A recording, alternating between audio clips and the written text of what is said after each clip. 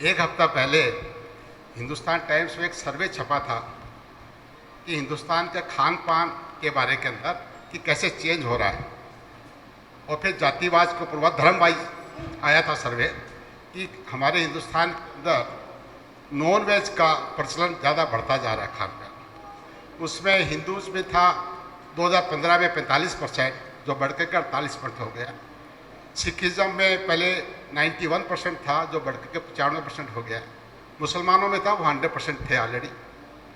लेकिन एक जो डिस्टर्बिंग बात मुझे सबसे ज़्यादा लगी, जो सबसे ज़्यादा धार्मिक और जिनके गुरु इतने त्यागी हैं उस समाज के अंदर परसेंटेज 7% था नॉन वेज खाने वालों का 2015 में, जो बढ़कर के 15% हो गया। 107% बढ़ोतरी हुई है। इतना हास्य समाज का क्यों हो रहा है, वो मेरे प्रश्न का है आपसे। बड़ा अच्छा सवाल उठाया आपने। पिछले मैं समझता हूँ 7-8 दिन पहले ये सर्वे छपा था अखबार में। लेडीज़ में करीबन 4% और जेंट्स में 2.5 या 3% लोग जैनिज़्म में मांसाहार करते हैं, ऐसा उन्होंने एक अहवाल छापा था।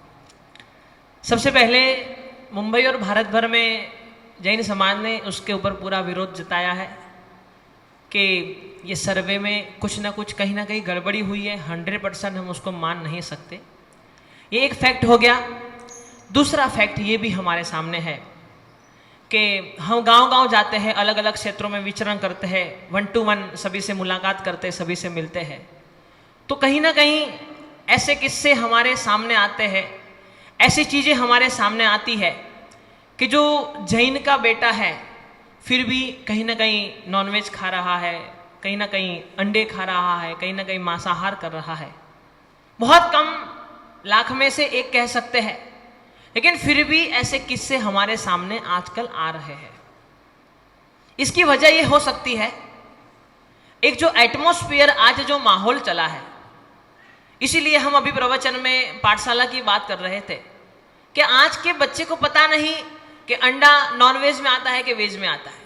सबसे बड़ा कंफ्यूजन ये है क्योंकि स्कूलों में, मिशनरियों में, अलग अलग क्षेत्रों में, यूनिवर्सिटियों में, कॉलेजों में लोगों के माध्यम से ये जानने को मिलता है कि अंडा खाने से प्रोटीन बढ़ता है, अंडा खाने से विटामिन बढ़ता है, अंडा वेज में आता है, वो नॉन वेज में नहीं आता, उसको बनाया जाता है। लेकिन हम निश्चित तौर पर कहते हैं, हमारी जैन परंपरा ये कहती है कि अंडा निश्चित तौर पर नॉनवेज में आता है, क्योंकि वो जिस प्रोसेस से तैयार होता है वो कोई फैक्ट्रियों में तैयार नहीं होता। उसकी एक प्रॉपर प्रोसेस है, जो प्रोसेस बेटे को जन्म देने की होती है, वही प्रोसेस से उसको तैयार किया जाता है। पोल्ट्री फार्मों में हजारों, लाखों, करोड़ों की संख्या में उसको तैयार किया जाता है, उसको बनाया जाता है। तो आज जो समाज के थोड़े बहुत, मैं कहता हूं इतने % तो पॉसिबल नहीं है, क्योंकि हम तो 1 to 1 हर एक से मिलते हैं, 1 to 1 हर एक से चर्चा करते हैं, लेकिन 100% नहीं है, ऐसा भी नहीं है। थोड़े बहुत जो भी केस किस्से हमारे सामने आ रहे हैं, उसकी सबसे पहली वजह एक माहौल, एक ऐसा माहौल यहाँ पे खड़ा हुआ है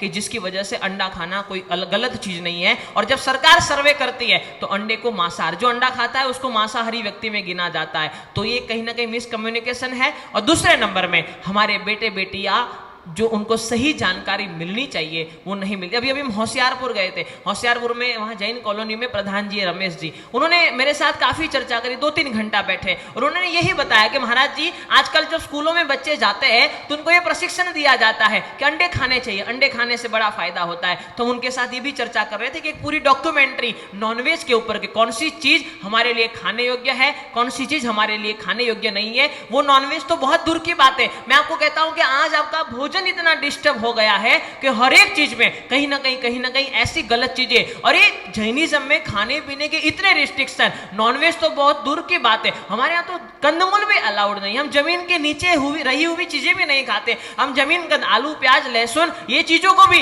हम छूते नहीं। इतना हमारे स्ट्रिक्टनेस वाला पूरी दुनिया में, मैं गारंटी के साथ और गौरव के साथ कहता हूं कि पूरी दुनिया में खान पान की जितनी व्यवस्था जैनिज्म के पास, ऐसी दुनिया में और कोई धर्म के पास नहीं नहीं है। हमारे यहाँ तक बताया गया कि सूखा मेवा आपको खाना है तो 4 महीने ही साल के खा सकते हो, बाकी के 8 महीने आपको अलाउड नहीं है। आज भी होली चतुर्मास के बाद आप ड्राई फ्रूट नहीं ले सकते, बादाम खाली ले सकते हो, बाकी किशमिश, पिस्ता, अखरोट कुछ नहीं ले सकते। हमारे यहाँ इतने रिस्ट्रिक्शन है खाने पीने के। हमारे यहाँ चौविहार की परंपरा, यहाँ नवकारसी की परंपरा है। सूर्योदय के 48 मिनट के बाद में ही खाना और सूर्यास्त के 48 मिनट पहले या तो लगभग सूर्यास्त समय में हमें खाना बंद कर देना, तो ये हमारी परंपरा है। लेकिन कहीं ना कहीं आज के समय में समाज की ओर से जो ज्ञान बच्चों को मिलना चाहिए, जाना चाहिए, वो नहीं जाता और इसकी कमी की वजह से 2-4 केस किस्से हमारे सामने आते हैं। मैं फिर से एक बार आपको निवेदन करूंगा कि हमारे बेटे बेटियों को सही ज्ञान पहुंचाओ,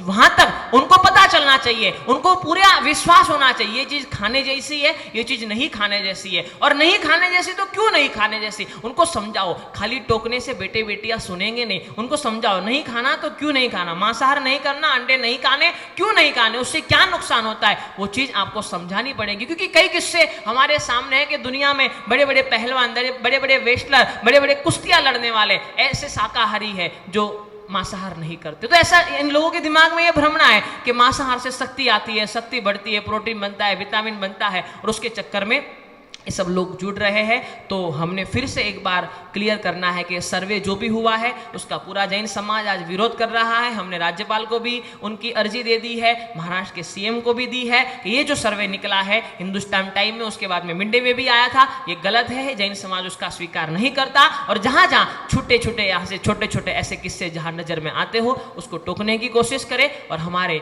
जैन समाज की जो भोजन की परंपरा है, जो खान पान की परंपरा है, उसको सुव्यवस्थित रखना हमारे सबकी जिम्मेदारी है। आपकी भी जिम्मेदारी है, हमारी भी जिम्मेदारी है। आपकी भी जिम्मेदारी बनती है कि आप भी आपके परिचय में जो भी हो उनको बताओ कि हमारी परंपरा क्या है, और हम भी प्रवचनों के माध्यम से बताएं, और ऐसा कुछ हो तो उसे जल्द से जल्द रोकने की कोशिश हमें सबको साथ में मिलकर करनी चाहिए।